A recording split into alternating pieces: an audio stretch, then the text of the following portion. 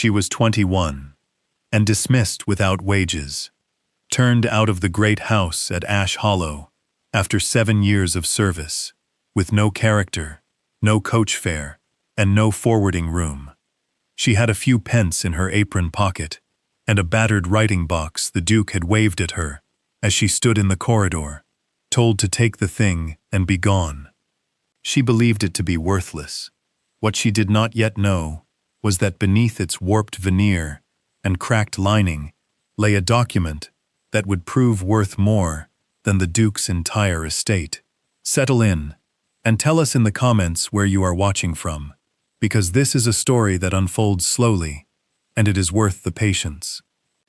Catherine Holt had been born in the Low Country, beyond Ash Hollow Parish, in a stone cottage with a slate roof and a single hearth, to a farrier named Robert Holt and a laundress named Anne, and she had lost both of them before she was old enough to remember either face clearly. There had been a bad winter in the year she turned 4, and the fever that came through the villages that January took her mother in the 2nd week and her father in the 3rd, and she had been passed, as such children were, into the keeping of the parish, and then into service at the nearest household that would take a small girl in exchange for her keep. That household had been the Duke of Ash Hollows, and she had entered it at the age of 9 as a scullery girl, in a grey pinafore 2 sizes too large, carrying nothing but a folded shawl that had been her mother's, and a small tin comb her father had once mended for her, with a scrap of solder and a steady hand. The comb she kept in her apron pocket for the whole of her service, and she touched it, sometimes, without thinking, the way another woman might touch a wedding ring. The great house at Ash Hollow was a long grey building of local sandstone, with a slate roof and a walled kitchen garden and stables for 18 horses, and it stood at the head of a shallow valley that gave the estate its name, a hollow where the ash trees leaned in over the drive and dropped their keys in autumn like a small brown rain. Catherine learned the house from below, from the scullery upward, and she learned it thoroughly, because the woman who ran the kitchens took an interest in her and would not let her be careless. That woman was Mrs. Ada Penrose, the cook, a widow of 52 who had lost a husband to a mill accident and 2 sons to the sea, and who had come to Ash Hollow because there was nothing left for her in the town where she had raised them. Mrs. Penrose was a broad, quiet woman with reddened hands and a habit of speaking only when she had something to say, and she saw in the small, dark-haired girl bent over the copper pans a steadiness that she recognized in herself, and she began, without ever announcing that she was doing so, to teach. She taught Catherine to bone a fowl, and to render a suet, and to raise a pastry that would hold hot gravy without weeping, and she taught her the names of the herbs in the kitchen garden, and the seasons for each, and she taught her to keep a household ledger in a neat clerkly hand, because Mrs. Penrose herself had been taught by a housekeeper long dead, and believed that a woman who could read her own accounts could not easily be cheated. In the long evenings when the kitchen was banked and the other girls had gone up, Mrs. Penrose would sit at the deal table with a stub of pencil and a slate and show Catherine how to reckon in pounds and shillings and pence, how to carry a column, how to check a butcher's bill against a delivery. She taught her, too, to mend. Plain sewing, fine sewing, the invisible darn that saves a linen shirt, the patch that lasts a decade. And she taught her to read the small print in a contract, because, she said, a girl in service will sign more papers in her life than she thinks, and she ought to know what her name is being fastened to. Mrs. Penrose died in the autumn Catherine was 17, quietly, of a growth in her side that she had told no one about, and she left Catherine 3 things: a wooden spoon worn thin at the edge from 30 years of stirring, a small leather-bound recipe book in her own hand, and the tin comb, which Catherine had lost in the laundry that summer, and which Mrs. Penrose had found and kept and returned to her on the last afternoon of her life, without saying a word about where it had been. Catherine kept the recipe book in her chest at the foot of her bed, and the spoon in the kitchen drawer where it belonged, and the comb in her apron pocket, and she went on with her work, and she was promoted from scullery to kitchen maid, and then, at 19, to the upper household as a chambermaid, to the Duchess herself, which was a rise almost unheard of for a girl of her origin, and which she owed entirely to the quiet references Mrs. Penrose had put into the ear of the housekeeper before she died. For 2 years, Catherine served in the Duchess's rooms, and she was careful and observant, and never once late, and she was paid, on paper, £12 a year with board, and she saved what she could, which was very little, because the Duchess was fond of small fines for small faults, and the housekeeper took her cut of the servants' hall subscriptions, and Catherine sent what remained to the parish poor box in her mother's name, because she had no one else to send it to. She had no sweetheart, and no plans beyond her work, and she believed, in the placid way of a young woman who has never yet been surprised by the world, that she would grow into Mrs. Penrose's place in time, and end her days in the kitchen at Ash Hollow, with reddened hands and a quiet name, and that this would be enough. It was not what the world intended for her. The trouble began, as trouble often does in great houses, with something small and unexplained. In the 3rd week of that October, a silver-backed hairbrush went missing from the Duchess's dressing table, and then a pair of pearl earrings, and then a small enameled box of pins, and the housekeeper walked the upper rooms with a face closed like a shut ledger, and asked no questions Catherine could answer plainly. Catherine had not taken them. Catherine had not seen them go. She said so once, quietly, to the housekeeper in the linen room, and the housekeeper looked at her, the way one looks at a chair that has been moved half an inch, and said nothing, and went out. 2 mornings later, the head footman, whose name Catherine had never quite trusted, was heard in the servants' hall, speaking of the chambermaid, who had a chest at the foot of her bed, and a book in it, and who came from nothing. Catherine understood then, without being told, that a decision had already been made somewhere above her head, and that her part in it was only to receive the sentence. She did not weep. She folded the Duchess's linens, as she had been taught to fold them, and she went down to the kitchen, and she stirred the stock with Mrs. Penrose's wooden spoon, and she waited. The summons came on a Thursday. She was called not to the housekeeper's room, but to the long corridor outside the library, and the Duke himself came out to her, in his morning coat, with his watch chain across his waistcoat, and a paper in his hand, and he did not look at her face. He said the household had no further need of her services. He said there would be no wages owing, as the missing articles were estimated at rather more than her year's pay. He said there would be no character given, for reasons she would understand. He said she was to be gone from the house before dark. Then he lifted the paper as if to be rid of it, and he glanced at the writing box on the hall table beside him, a battered thing of walnut veneer, with a cracked lid that had sat in the lumber room these several years and belonged to nobody. And he waved his hand at it and told her she might take that with her, since she seemed the sort of girl who liked to keep things. He turned and went back into the library and closed the door. The housekeeper watched her pack. Catherine put into her small carpet bag the recipe book in Mrs. Penrose's hand, the folded shawl that had been her mother's, a spare shift, a pair of stockings darned at the heel, and the wooden spoon from the kitchen drawer, which no one troubled to stop her from taking. She put the tin comb in her apron pocket where it already lived.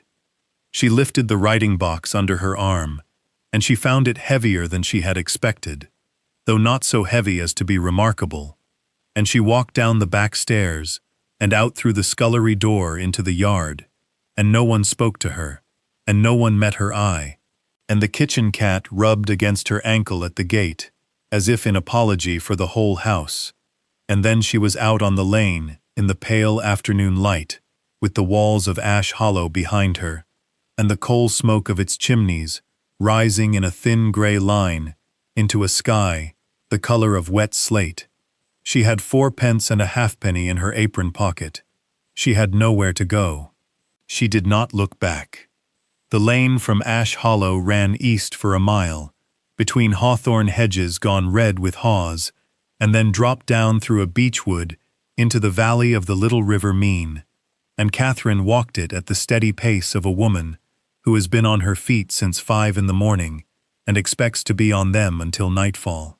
The carpet bag hung from her left hand, and the writing box was tucked under her right arm, and after the first half-mile, the corner of the box began to press into her ribs, and she stopped by a stile and shifted it to the other side, and went on.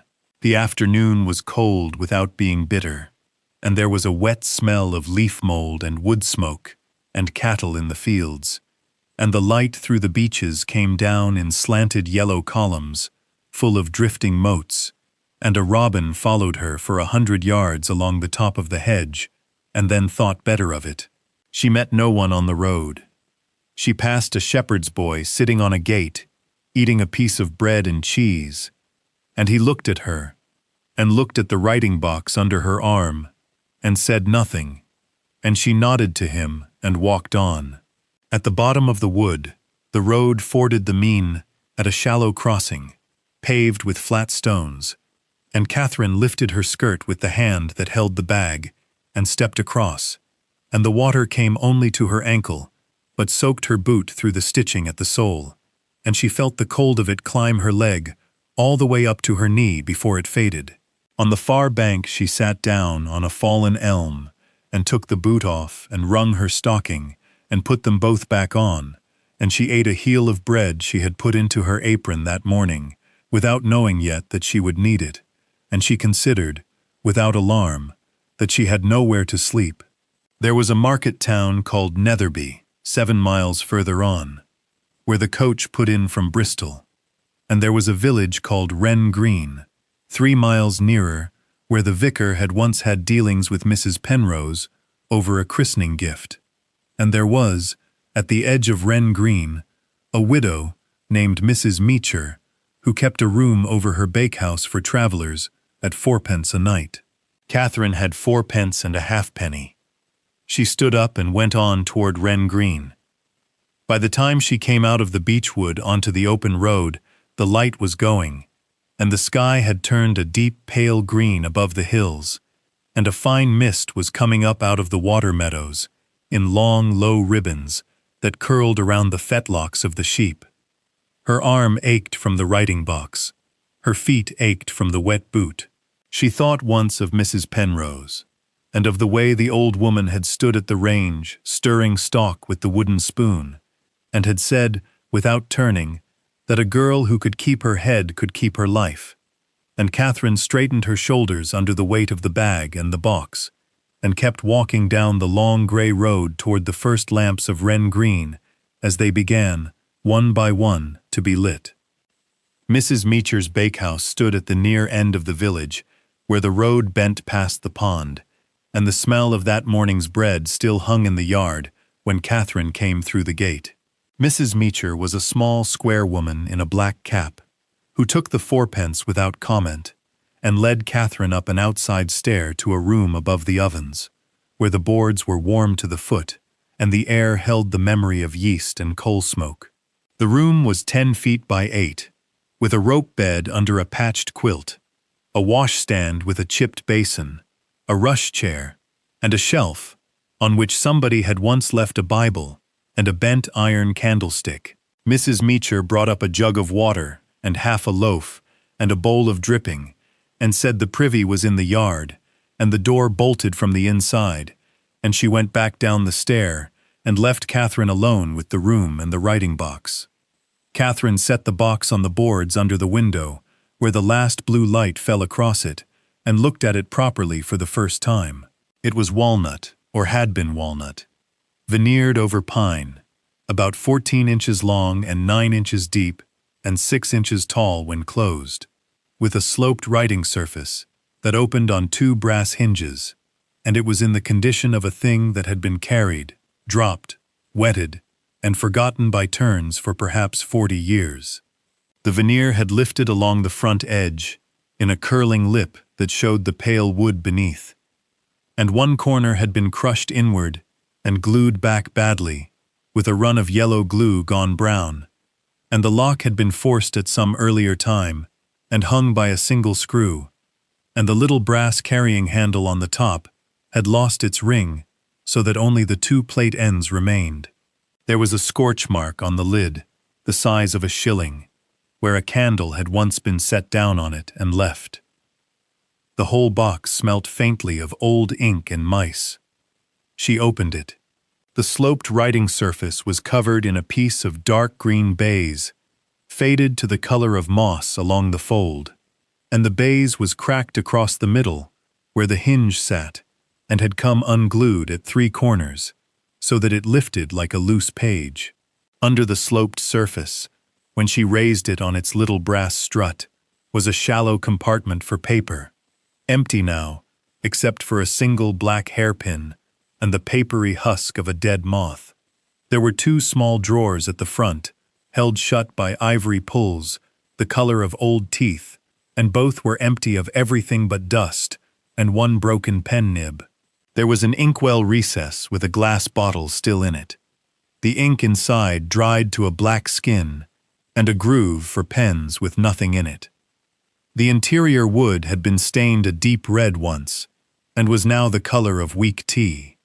It was, in every material particular, a worthless thing.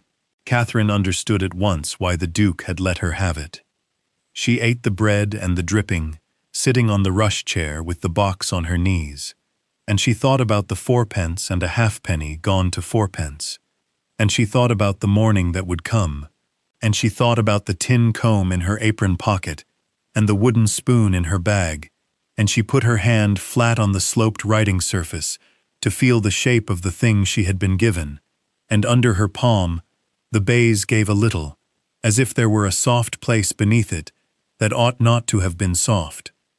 She lifted the baize at the loose corner and peeled it back, gently, along the crack, and the old glue came away in a fine brown dust, and underneath the baize was a thin panel of pine, and set into the pine, flush with the surface, was a second panel, about 6 inches by 4, held down by 2 small brass pins, so worn she had at first taken them for knots in the wood.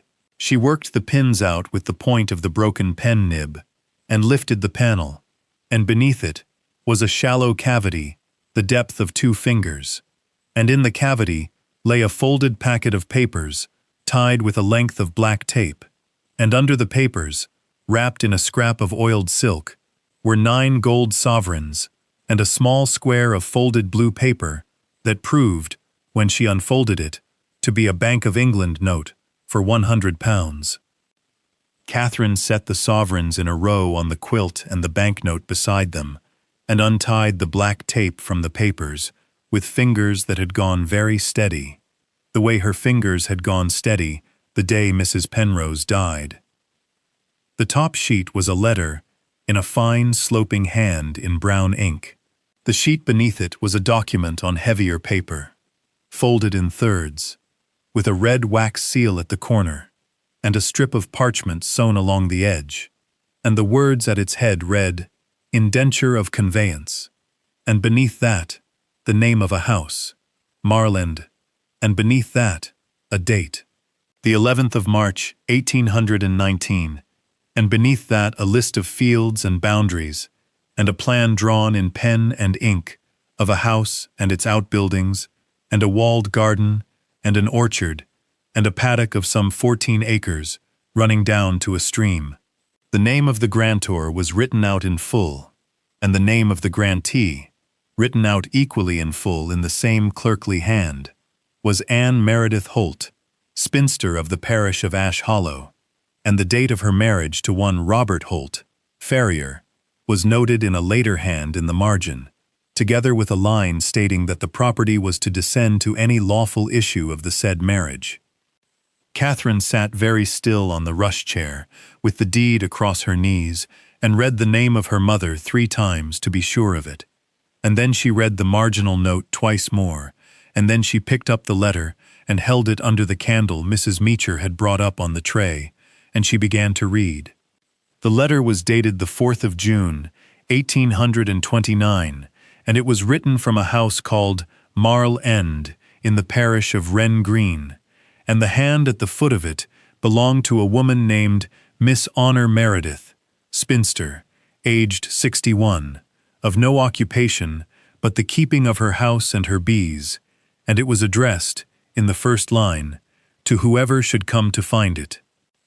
The letter was not long, and Miss Honor Meredith had written it in a plain, sloping hand, with careful spacing between the lines. It said that she had lived at Marl End for 41 years, that she had inherited the house from her father, and kept it alone after her sister's death, that she had no living kin, and that a young cousin by marriage, Anne Meredith of Ash Hollow, had come to her one summer, and helped her with the bees and the fruit, and that she had grown very fond of the girl, and that she had made the house over to Anne in the year before Anne's marriage, in the form of a deed properly drawn, and witnessed at the solicitors Barrow and Sons in Netherby. She wrote that she was old now, and her eyes were troubling her, and she wished to leave, together with the deed, the small sum she had saved against a bad winter, being 9 sovereigns, and £100 note kept by her these 3 years past. And she wrote that if the deed had not been found in its time, then the finder should have both, with her blessing, and that she hoped whoever came to the house would keep the bees and the walled garden in good order, and that there was honey enough for a small living, if one was patient with the work. She signed her name in full, and dated it, and beneath the signature she had written in the same careful hand, a single line, "I hope you are loved." Catherine folded the letter along its creases, and set it on the quilt beside the sovereigns and the note and the deed, and she sat for a long time in the rush chair by the guttering candle, and did not weep, because she had not learned to weep in public places, and the room above Mrs. Meacher's ovens was, in its way, a public place. In the morning she paid Mrs. Meacher another 4pence from one of the sovereigns, changed at the baker's counter, and she asked the road to Marl End, and Mrs. Meacher, without curiosity, pointed her along the lane past the pond and up the hill to the left. Marl End stood at the top of the rise behind a low wall of local stone, gone soft with lichen, and a gate off its upper hinge. The house was of the same stone, under a slate roof, missing perhaps 30 slates along the northern pitch, with 3 chimneys, of which 2 were sound, and windows of leaded glass, of which 4 were broken and boarded, and the rest whole. The walled garden lay to the south, 40 yards long and 30 wide, with pear trees espaliered against the warm wall, and beds gone under to nettle and dock and bramble. At the far end, in a row, stood 6 straw bee-skeps on a low stone shelf, 4 of them empty, and 2 still holding a soft, low humming that Catherine heard before she saw. Inside the house the rooms were dry in the main, and damp along the north wall, and the kitchen range was rusted but whole, and there was a scrubbed deal table under a window looking down to the stream.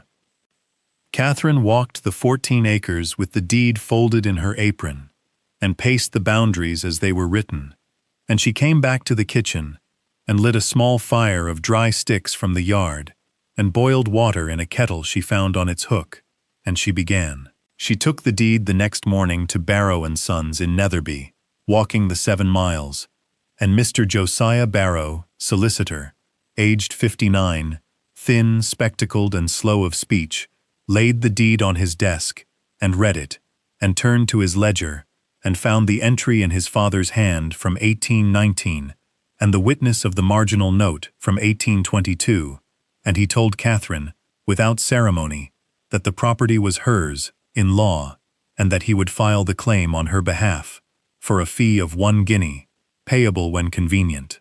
She paid him the guinea from the changed sovereign, and walked back to Marley End, with a copy of the entry in her bag. She began with the roof, because a house without a roof cannot be repaired from below. Mr. Tobias Wynne, slater, aged 44, of Wren Green, came up the hill on a Tuesday, with his ladder and his slate hammer and his ripper, and he stripped the broken slates from the northern pitch, and laid down new ones at fourpence the slate. And Catherine held the ladder, and passed the slates up one by one, and learned how the nail went, and how the lap was measured, and at the end of 3 days the roof was whole, and the rain kept out. Mrs. Meacher sent up a loaf every second morning, and would not be paid for it. A widow named Mrs. Ivy Redmayne, aged 51, who kept goats at the foot of the hill, brought a pail of milk on the Friday, and stayed to scrub the flags of the kitchen, with Catherine on her knees beside her, and taught her how the range was to be blackleaded, and how the flue was to be swept with a bunch of holly on a rope. A carter named John Marley, aged 38, brought up 2 loads of coal at 3 shillings the load, and would take payment in honey when the honey came. The vicar of Wren Green, the Reverend Mr. Peter Halsey, aged 62, walked up the hill in his black coat, and stood in the walled garden, and named for Catherine the pear trees along the south wall by their varieties, Jargonelle, and Williams, and Buret, and told her the previous owner had known each of them by name, and had asked after them in her last illness. A boy named Ned Ashmole, aged 11, the youngest son of the smith, was sent up by his mother with a scythe blade newly ground, and stayed to cut the nettles in the garden for a penny a day, and Catherine paid him a penny a day, and gave him his dinner at the deal table.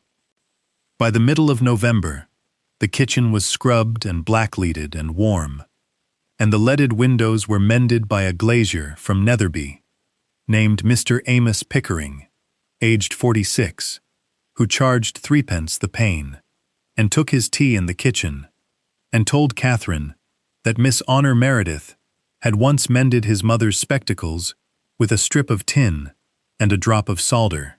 Catherine kept the tin comb in her apron pocket while she worked, and the wooden spoon lived again in the drawer beside the range, and the leather-bound recipe book sat open on the deal table at the page for a plain suet pastry. In the 2nd week of December, the 2 remaining skeps were carried on a barrow up to the walled garden by an old man named Mr. Elkin Ford, aged 73, retired sexton and lifelong keeper of bees, who had known Miss Honor Meredith in the last years of her life, and had helped her with the swarming. He showed Catherine how to lift the skep at dusk without alarming the colony, how to read the humming for temper and for health, how to smoke the bees quiet with a rag of smoldering sacking, and how to cut the comb in autumn without breaking the winter store. He came up on Wednesdays through the winter, and drank a cup of tea at the deal table, and left again without ceremony. And by the spring, Catherine could handle the bees alone, in a veil made from an old lace curtain of Miss Honor Meredith's that she had found folded in a chest on the upper landing. Word went about Wren Green that the young woman at Marl End was Anne Holt's daughter come home, and the parish register was consulted, and the entry of Anne Meredith's baptism in 1801 was found on its page, and the entry of her marriage to Robert Holt, farrier, in 1822, and the entry of Catherine's own baptism in 1825, and the vicar showed her each entry in turn, and let her put her finger to the ink. People in the village began to call her Miss Holt in the shop, and Catherine in the lane, and both names sat on her without strangeness. Mrs. Meacher, who had taken her 4 pence without a question on the first night, would not now take payment for a loaf, and Catherine paid instead in eggs from the 2 hens she had bought at the Netherby market for 1 and 6 pence the pair, and in honey when the honey came, and in the mending of a torn apron on a Sunday afternoon at Mrs. Meacher's kitchen table. A small rhythm settled itself over the year. On Monday, Catherine washed. On Tuesday, she baked, using Mrs. Penrose's recipe for a plain loaf, and the deal table, and a wooden trough Mr. Ford had brought up from his own shed. On Wednesday, she went down to the village with a basket, and Mr. Ford came up in the afternoon for the bees. On Thursday, she worked in the walled garden, clearing a further bed each week from nettle and dock, and setting it to onion or bean or turnip, according to the season. On Friday, Mrs. Redmayne came with the milk and sat an hour. On Saturday, she scrubbed the flags and cleaned the range. On Sunday, she walked down to the Church of St. Anne in Wren Green and sat in a pew halfway back on the north side. And after the second Sunday, the sexton, without being asked, set a hassock in her place. And after the fourth Sunday, the pew was understood by the parish to be hers.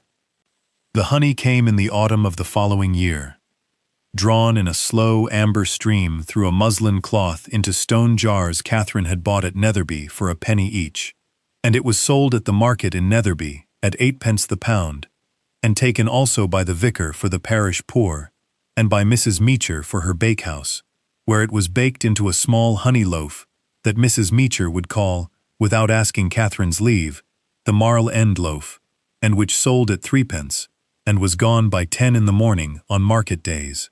In the second year Catherine kept 4 skeps, in the third year 7, and by the 5th year she had 12 skeps along the south wall, and a small book in Mrs. Penrose's clerkly hand, in which she reckoned every jar, and every shilling, and every debt paid and owed. In the 6th autumn at Marley End, a letter came from Barrow and Sons in Netherby, brought up the hill by Ned Ashmole, now 17, and apprenticed to his father at the forge. Mr. Josiah Barrow wrote to inform Miss Holt that the Duke of Ash Hollow, having heard by way of a footman's cousin of the deed to Marl End, and the finding of £100 note within a writing-box that had passed through his hands, had instructed his own solicitor to open a claim upon the box and its contents as chattels of the Ash Hollow estate, improperly removed. Mr. Barrow wrote further that the claim was without foundation in law, that the Duke had signed no inventory of the box before releasing it, that a chambermaid dismissed without character and without wages was under no obligation to enumerate a gift, and that the deed itself was to Anne Meredith Holt, spinster, and thence to Catherine, as her lawful issue, and was untouched by the Duke's pretensions. He wrote that he had answered the Duke's solicitor plainly, and that no more had been heard. He enclosed his bill for 2 shillings and 6 pence. Catherine paid the bill and put the letter into the drawer of the deal table, with the deed, and the Bank of England note, and Miss Honor Meredith's letter, and Mrs. Penrose's recipe book. She went out to the walled garden in the last light. The bees along the south wall were quiet under a thin autumn sun. The pear trees, Jargonelle, Williams, and Buret, had been pruned in February by Mr. Ford's hand over hers, and now carried fruit, thinned to a hand's breadth apart. Mr. Ford was 79 and slower on the stair, but he still came on Wednesdays and drank his tea. Mrs. Redmayne's goats had multiplied to 7. Mrs. Meacher's hair had gone from black to iron, and the honey loaf sold out now by 9. Catherine went back into the kitchen. She set the tin comb her father Robert Holt had mended with a scrap of solder on the deal table beside the folded lace curtain veil that had belonged to Miss Honor Meredith. She set Mrs. Penrose's wooden spoon between them. 3 objects from 3 people who had loved her, 2 of whom she had never known well enough to remember, and 1 who had come at the end and stayed long enough to teach her how to keep her head. She thought of Ash Hollow only rarely and without heat, and when she did, she thought of the kitchen cat that had rubbed against her ankle at the gate, and of the 4 pence and a halfpenny in her apron pocket, and of the Duke in his morning coat, waving her toward a battered box he had never troubled to open. Catherine Holt had been 21, and turned out without wages or character or coach fare, with nothing but a shawl, a spoon, a recipe book, a tin comb, 4 pence and a halfpenny in her apron pocket, and a battered walnut writing box a Duke had allowed her to keep because he believed it to be worthless. She had carried it 7 miles to a room above a bakehouse in Wren Green, and she had opened it, and she had walked up the hill to Marl End and lit a small fire of dry sticks in the yard and put a kettle on. It was the best writing box she was ever given. If this story has stayed with you, take a moment to subscribe and to share it with someone who has been made to feel small by a house they served faithfully. Leave a comment and tell us where you are watching from. And tell us this: what is the one battered thing you were given, or the one thing you kept from someone who loved you, that turned out to hold more than anyone around you thought it could?